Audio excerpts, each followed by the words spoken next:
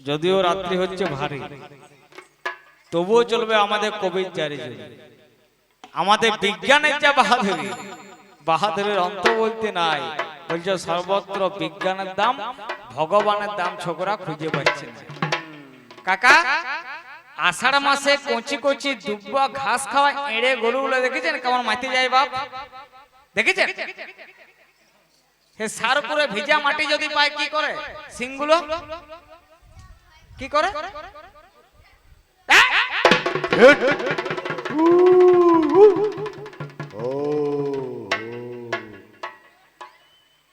আস্তে আস্তে ভাই না, কবে গানের নিয়ম আছে, একটি গল্প একটি গান, তারপরে একটির পর একটি কথা কাটিয়ে দিয়ে যাব। শ্রোতাও কমে আসছে, প্রচন্ড গরম, বেশি গল্প গুজব করে সময় নষ্ট করে লাভ নাই ভাই, নাকি বলুন? তবে যেটা নিয়ম সেই নিয়মটি করতে হবে, একটি গল্প বলতে হবে। আমার গল্পের শিরোনামটি এই যে মালটি সন্টুলায় কবে গান করতে করতে সন্টুলাইয়ের আমাদের বাঁকুড়া এক্সচেঞ্জ অফিস থেকে একটা চাকরির ইন্টারভিউর কল এসেছে। চাকরিটি ইন্টারভিউটি হবে কোন জায়গায় না কলকাতাতে। এর রোল নাম্বার হচ্ছে 494 494। আর ইন্টারভিউ যে কি জিনিস বেটা বাপের কালো জানে না। কবি গান গাইছে কি করে জানবি? কোন রকম এক্সচেঞ্জ থেকে চলে এসেছে দাদা কলটা, কলকাতা চলে গেছে, কলকাতাতে হবে ইন্টারভিউ। কলকাতায় যখন সন্টুলায় পৌঁছাইছে, এর মতো প্রায় 1000 ছেলে লাইন দিয়ে দাঁড়িয়ে আছে। 1000 ছেলে লাইন দিয়ে দাঁড়িয়ে আছে। প্রথম জন আসতে, এমা একটু চুপ কর মা, আমার আর মিনিট 15 বস, আমারও জীবনটা ঘোর ঘোর করছে গো। হ্যাঁ, রাধে রাধে। যে প্রথম জন ইন্টারভিউ দিয়ে বেরিয়ে আসছে, সন্টুলা কি করেছে, ও টার্গেট করেছে যে কে বিরাচ্ছে মালটা দেখে। যেই বিরাইছে সন্টুলা যাই ধরে যাও, দাদা দাদা শুনুন শুনুন শুনুন শুনুন। বলছে হ্যাঁ কি? বলছি দাদা আপনাকে কি জিজ্ঞাসা করলো? বলছে আমাকে যেগুলো জিজ্ঞাসা করেছে তোমাকে না করতেও পারে। বলছে না দাদা আপনি বলুন যে আপনাকে কি জিজ্ঞাসা করেছে, আমাকে সেইগুলিই করবে। মানে ইন্টারভিউ কি প্রথম গেছে জানা নাই তো ব্যাপার কালে। বলছে আমাকে জিজ্ঞাসা করলো যে ভারতবর্ষ কত সালে স্বাধীনতা লাভ করে। বলছে দাদা আপনি কি বললেন, মানে ভারতবর্ষ কত সালে স্বাধীন করেছে ছুচুয়া সেটাও জানে না। আর ইন্টারভিউ দিতে গেছে কত বাইরে দেখো। বলছে আমি বললাম 1942 সালে হওয়ার কথা ছিল, হয়েছে 1947 সালে 15ই আগস্ট। সন্টুলাই কি করছে দাদা না, হাতে মারমার লিখতে আরম্ভ করছে। সন্টুলাই 1 নাম্বার 1942 সালে হওয়ার কথা ছিল, হয়েছে 1947 সালে 15ই আগস্ট। একটি বলছে দাদা 2 নম্বরে কি জিজ্ঞাসা করলো? বলছে 2 নম্বর আমাকে জিজ্ঞাসা করলো যে সাঁওতালি বিদ্রোহীদের নাম কি। বলছে আপনি কি বললেন? বলছে আমি বললাম স্যার আছে তো অনেক, কত আর বলবো, তার মধ্যে সিধু কানু হচ্ছে অন্যতম। সন্টুলাই লিখছে 2 নম্বর স্যার আছে তো অনেক, কত আর বলবো, তার মধ্যে সিধু কানু অন্যতম। দুটি লেখা হয়ে গেছে। বলছে দাদা আপনাকে 3 নম্বরে কি কিছু জিজ্ঞেস করছে? হ্যাঁ 3 নম্বরে জিজ্ঞেস করেছে। বলছে কি? বলছে আমাকে 3 নম্বরে জিজ্ঞেস করলো যে ক্যান্সার রোগের ওষুধ আবিষ্কার হয়েছে কি। বলছে আপনি কি বললেন? বলছে আমি বললাম স্যার গবেষণা চলছে। 3 নম্বরে লিখছে স্যার গবেষণা চলছে। তাইলে প্রশ্ন কোটা দাদা? 3টা। জানলো কার কাছে না, যার রোল নাম্বার 1 1, মাঝে 492টা গ্যাপ, আর ওই মালগুলি মারমার মুখস্থ করছে একটি গাছ তলাতে বসে 1942 সালে হওয়ার কথা। আর 10 মিনিটে বেটা ঝড়ে ঝড়ে মুখস্থ। মালটা কবি করছে, একটুকু তো ব্রেনটাই কিছু আছে। 10 মিনিটে ঝড়ে ঝড়ে মুখস্থ দেখছি, তাহলে চাকরিটা মারি দিয়েছে। আর এই গরমে রাত জেগে কবি গানটি করতে হবে না। শালা বিরাট মনে মনে ফুর্তি। আর এদিকে মারমার রোড নাম্বার পেরিয়ে যাচ্ছে 492, 493, 494 সন্টুলাই। Yes sir. মাল ঢুকে গেছে। আর ইন্টার হলার করেছে কি যিনি উনি করেছেন কেন একটু কোশ্চেনটা চেঞ্জ করে দিয়েছে। বলছে আচ্ছা তাড়াতাড়ি বলুন আপনি যে সন্টুলাই আপনার জন্ম তারিখটি বলুন। বলছে স্যার আমার 1942 সালে হওয়ার কথা ছিল কিন্তু হয়েছে 1947 সালে 15ই আগস্ট। ইন্টার হলা দেখছে বলা যায় না, হয়তো ওর মায়ের বাবার কোনো গোলমাল ছিল লেটে হয়েছে, হতে পারে। আর না হয় ছেলেটা লোকজন দেখে ঘাবড়ে গেছে, এমনও হতে পারে। তো ইন্টার হলা দেখছে আমার হাতে 5টা নম্বর বেকার যায় কেন, একটুকু সহজ সরল করে জিজ্ঞাসা করি, যদি পারে আপনার 5 নাম্বার দিয়ে দিব, মেডিকেলে যা পাচ্ছে করুক, আমার দেখতে যাবার দরকার না। আরো সহজ করে জিজ্ঞাসা করছে, বলছে আচ্ছা আপনি যে সন্টুলাই আপনার বাবার নাম কি? বলছে স্যার আছে তো অনেক, কত আর বলিব, তার মধ্যে সিধু কানু অন্যতম। ইন্টার হলো দেখছে বেটাকার বসে আনা যাবে না, যা আরম্ভ করেছি। তখন ইন্টার হলো রাগিয়ে বলছে ভাই তুমি খেপা না পাগল? তখন সে 3 নম্বরটা দেখে বলছে স্যার গবেষণা চলছে। মানে মালটা খেপে নাই আর পাগল হয় না। হ্যাঁ গো মহাদেব, তাকে বলছে জাঙ্গিয়া পড়ো না, কাকে বললে? কাকা বাবু আপনাকে? হ্যাঁ তো খুলে ধীরে ধীরে যা ঘর নিয়ে যা। হ্যাঁ সারা যা আরম্ভ করেছে, দাঁড়ান সব বলবো, সব বলবো। এবারে একটি গান, সজ্জন গুণবিচ্ছন্তি মধুবিচ্ছন্তি ভমরা। আপনারা সৎ লোককে চিনবেন কি করে? না তার গুণে। জোর করে বলার দরকার নাই কাকা বাবু যে আমি সৎ লোক। কেন বলবেন?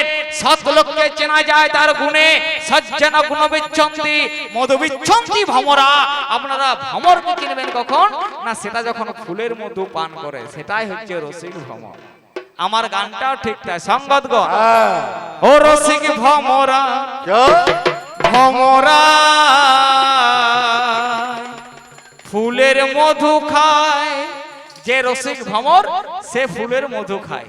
ও রসিক ভমরা ভমরা ফুলের মধু খায়, আর মধুর মর্ম বুঝবে কি গোবরে পোকায়। রসিক ভমরা ভমরা ফুলের মধু খায়, মধুর মর্ম বুঝবে কি গোবরে পোকায়। রসিক ভমরায় ভমরা ফুলের মধু খায়, মধুর মর্ম বুঝবে কি গোবরে পোকায়। রসিক ভমরা ভমরা ফুলের মধু খায়, মধুর মর্ম বুঝবে কি গোবরে পোকায়।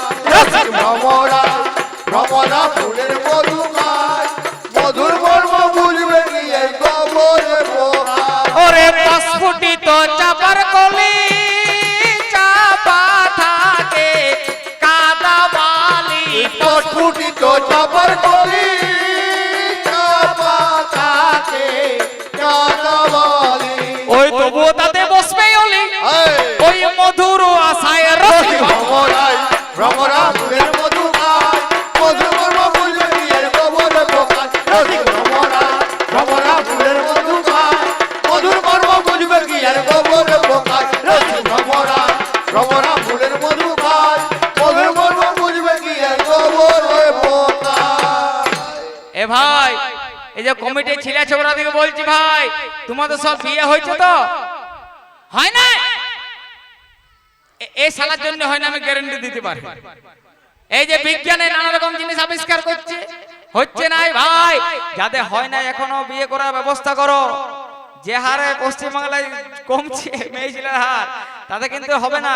কমছে কেন? কারণ কি? কবি গান, সাহিত্য, সমাজ সবকিছু নিয়ে গান করতে হয়, তবে হচ্ছে কবি। কমছে কেন না বলবো বলবো মালককে। ওর নব দম্পতি যেদিন এলো আমার ঘরে,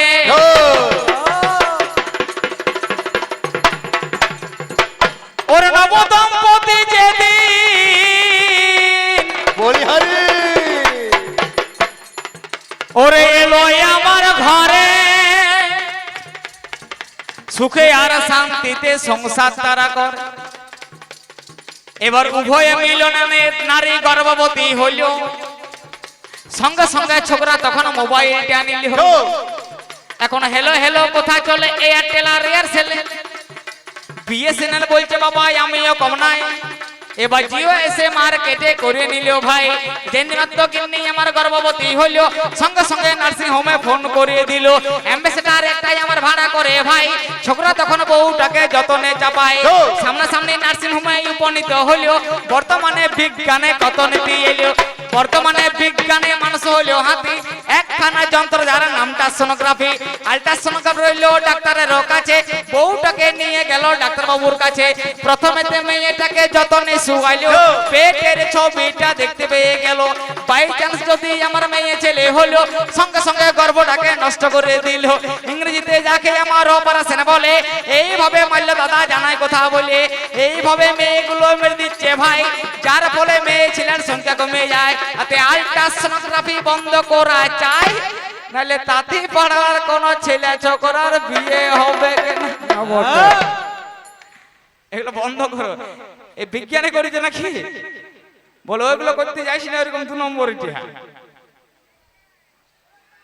বলছে দেবাদি দেবে মহাদেবী বিয়ে করিতে যা।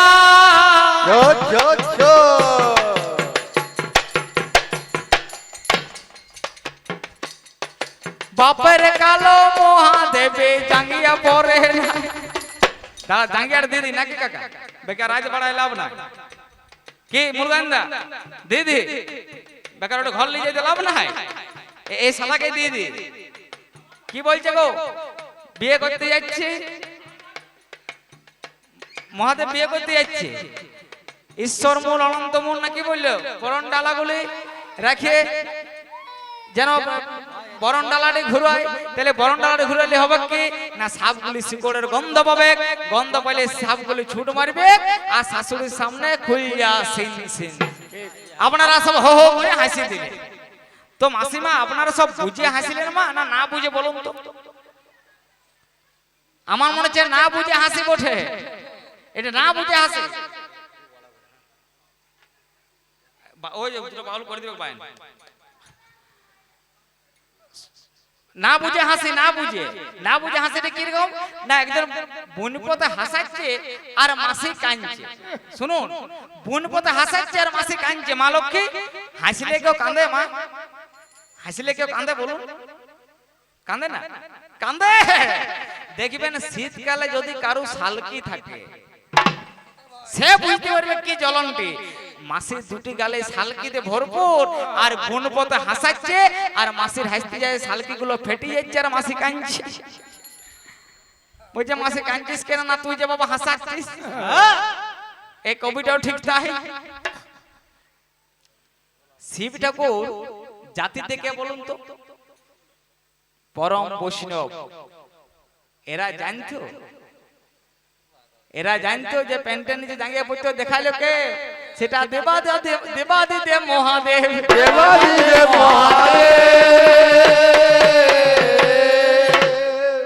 মহাদেব জাতি দিয়ে পরম বৈষ্ণব কাকা। আর বৈষ্ণবের লক্ষণ হচ্ছে 5টা। কি কি ভাই? ওরে তিলক তুলসী মালা শিখায় কবির।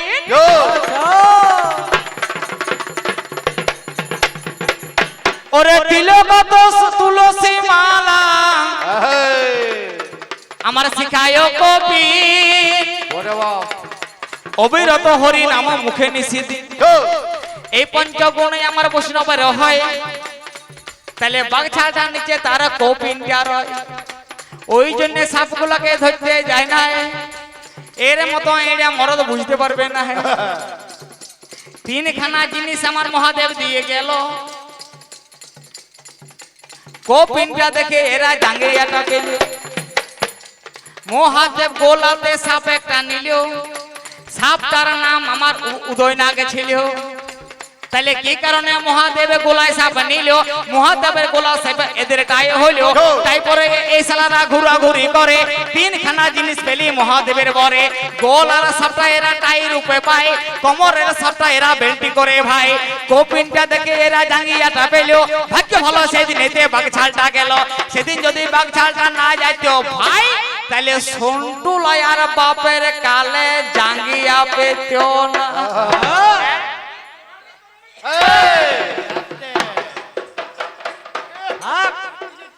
আর মারিস না রে শেষ বেলায়। আর শেষে বেলা কি এগুলো জ্বলনে কোথা লয়?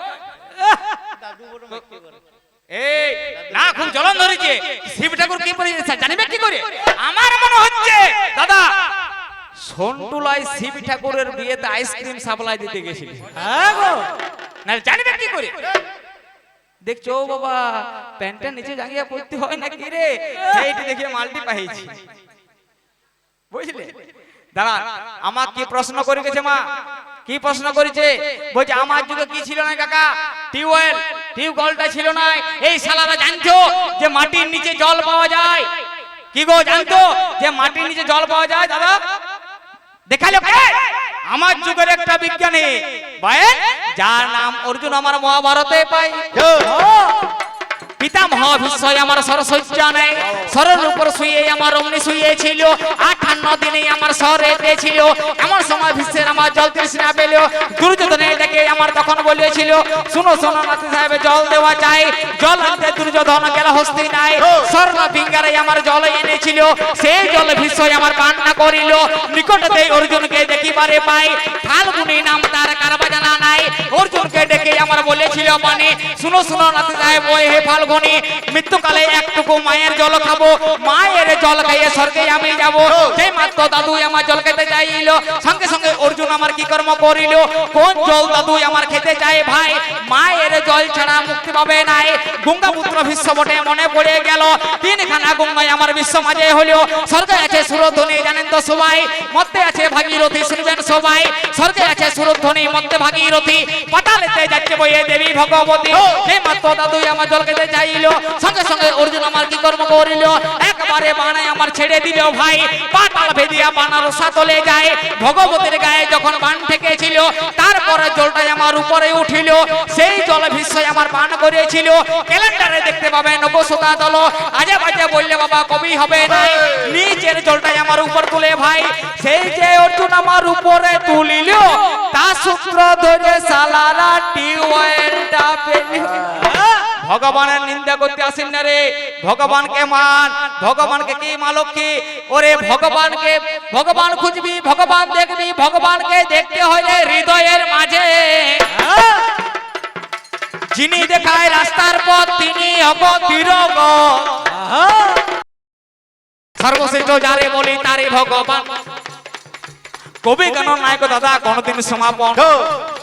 তাহলে এক আমার আমি কেমন মিলন করে যাই, আর কিন্তু গান দাদা বাড়াতে যাব নাই, কারণ বট গাছে দুটো পাতা আপনারা দেখেছেন সবাই, একটা কচি পাতা বুড়ো পাতা কারবা জানা নাই। কচি পাতার পাশে আমার বুড়ো পাতা থাকে, কতদিন থাকে পাতা জানাবো রে তোকে। পাশের পাতাটা সবুজ হয় না যতদিন, বুড়ো পাতাটা ঝরে পড়ে না ততদিন। যে মাত্র পাশের পাতা সবুজ হতে যাবে, টুপ করে বুড়ো পাতা অমনি ঝরে যাবে। তার পাশে আর একটা পাতা বেরো ভাই, একে অপরে আশ্রয় করে চলছে দুনিয়ায়, একে অপরে আশ্রয় করে দুনিয়া চলিল। সেরকমের তুমি আমি মিলনে থাকিল, এখানেতে তুমি আমি মিলনে থাকিল। অসমস্ত কবি গানের রঘুসুতা দল, নররূপী নারায়ণ সব এসেছে না সরে, 10 লাখার চরণ ধুলে তুলে নিলাম সিরে। এই বলে কবি গানা মিলনে থাকিল। আজকে মতো কবি গানা মদের সাঙ্গ হলো, আজকে মতো কবি গানা মদের সাঙ্গ হলো। এবার প্রেমানন্দে চাঁদ বদনে হরি হরি হরি বসুন। দুটো বাউল শুনে যাবেন আমার বায়নার, দুটো বাউল শুনে যাবেন মা, হাত জোড় করছে একটু বসুন। একবার বসে বসে হাততালি দিয়ে বলুন, কবি গানের মিলনটা করে বলুন। সবই বৈষ্ণব মিলি করে দিয়া কর তালি, সবে বৈষ্ণব মিলি কর দিয়া কর তালি, সবই বৈষ্ণব মিলি করে দিয়া কর তালি, সবে